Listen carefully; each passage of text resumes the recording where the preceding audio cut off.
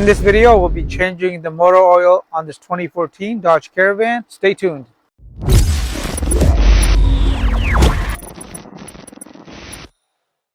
Hi everybody, welcome back to Random Fix. So I have a 2014 Dodge Caravan 3.6 liter V6 and it's due for an oil change, and I recently called a shop and they told me it was going to be about $150, and that is a lot of money, and I want to make sure that it's done correctly. So I'm going to go and do this myself, and I thought to myself, why don't I share this with everybody out in YouTube land? So I'm going to show you guys this whole process from start to finish, and as the vehicle is warming up, I'm going to go set up inside and raise the vehicle up so I can have access to the drain pan underneath, as the oil filter housing is right up here.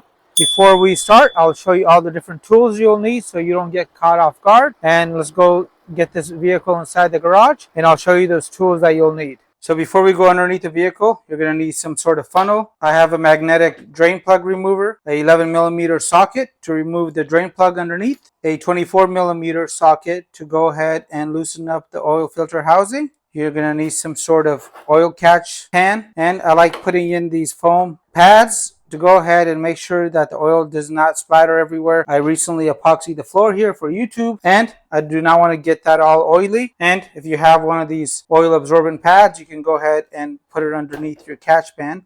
I'm going to go and get underneath the vehicle and loosen up the drain plug, and then I will loosen up the oil filter. And lastly, I will go ahead and just let this drain out, and I might continue the rest tomorrow morning because we had a little bit of a learning experience. Yeah. So to jack up the vehicle, we're using one of these electrical, I guess it's a scissor jack, as we tried one of these and this could not get the vehicle up, but this does. We got a little helper for the video today. I'll give him a microphone. He's going to help us change the oil because he wants to be able to change the oil on his go-kart. Is this true? Yes. You got it in position? Yes. Go up. And now we're going to turn this on, and we're going to go and make sure it's not going to hit this. I don't know what it's called, maybe the skirt. So that was pretty scary. Scissor jack, whether it's electric or normal, is very scary. It was actually tilted, but we will figure this out. Now back on to the oil change. The reason I lifted up the whole car, guys, is because I have to rotate the tires. And I had a little donut on the back right there. And I need to go and install the real tire as I got the issue fixed. But nonetheless, let's go and get this done. Okay, so I'm underneath the vehicle. This is going to be the drain pan right here. Do not confuse this with the transmission pan, which is going to be completely black. If you want to label it E for engine, go for it. And I have the 11mm socket here.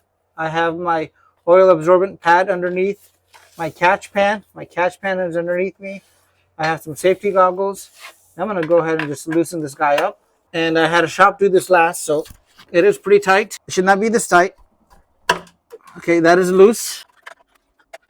I put my hot oil drain plug remover on the drain plug. I'm going to turn this. There's the oil.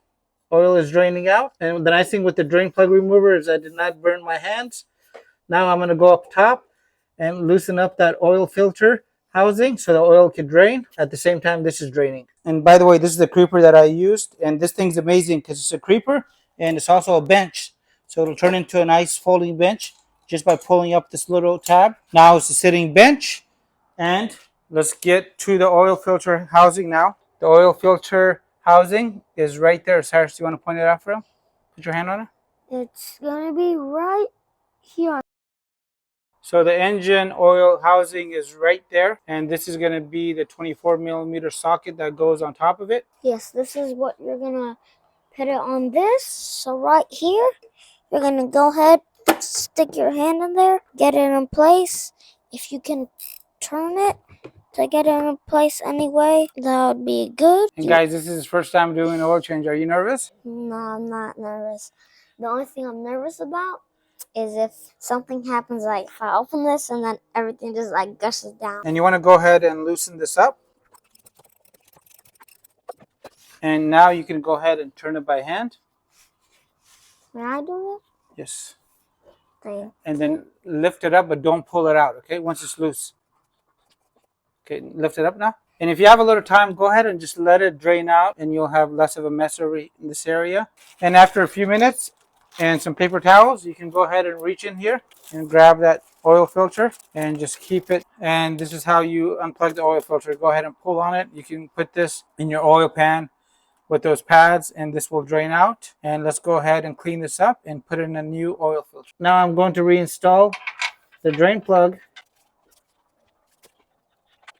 and I'll display for you guys the amount of torque you want to put on the drain plug here, but do not over tighten this, as you will go ahead and strip it and just give yourself more problems down the line. With the drain plug back in, I'm going to go and replace this little rubber seal around the oil filter housing. You can use a little pick and remove that out of there. Your new oil filter should come with a new seal. It's going to go in this groove right here.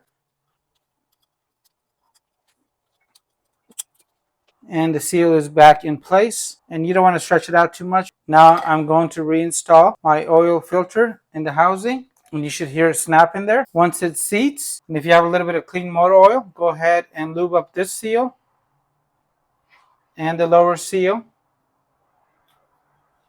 and this will allow for a better and smoother install. And now let's go and reinstall the oil filter housing here. Now just slide this back in, and at first go ahead and hand tighten this.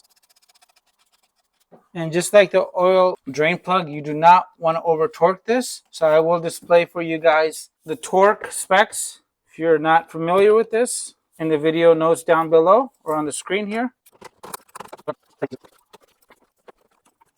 And once the oil filter housing is nice and snug, we're going to start adding motor oil, and I like to use amsoil.com to go ahead and get the oil capacity and some of the torque specs that I shared with you guys earlier. And for this, I'm going to be using Mobil 1 full synthetic 5W20 high mileage, and I'll also leave you guys a link for that, as well as any of the tools and the parts that I use for this video. Let's go ahead and add that motor oil now. And now we're going to go ahead and add the motor oil. And I want to leave you guys with one pro tip, and it's this. If you are new to this, go ahead and take your engine oil filler cap and put it where the hood latch is.